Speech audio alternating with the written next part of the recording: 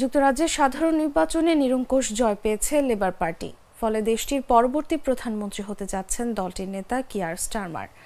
যুক্তরাজ্যের নিয়ম অনুযায়ী নির্বাচনের ফলাফল প্রকাশের পর পরবর্তী সরকার গঠন প্রক্রিয়ার ক্ষেত্রে খুব কম সময় নির্ধারিত। বিবিসির এক প্রতিবেদনে বলা হয়েছে, বর্তমান প্রধানমন্ত্রী ঋষি সুনাককে 24 ঘন্টার মধ্যে 10 নম্বর ডাউনিং স্ট্রিট ছাড়তে হবে। তবে একটি প্রক্রিয়ার মাধ্যমে ক্ষমতা ছাড়তে হবে কনজারভেটিভ দলের এই নেতাকে।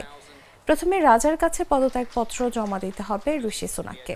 এরপর রাজা স্টারমারকে সরকার গঠনের জন্য আহ্বান জানাবেন। সবশেষ প্রকাশিত ফলাফল অনুযায়ী 398 আসনে জয় পেয়েছে labour party.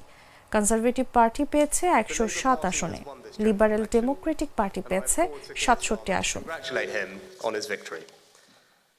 Today, power will change hands in a peaceful and orderly manner, with goodwill on all sides.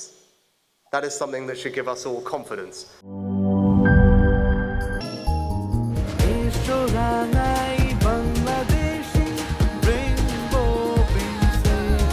Rainbow Paints ছড়াও জীবনের রং।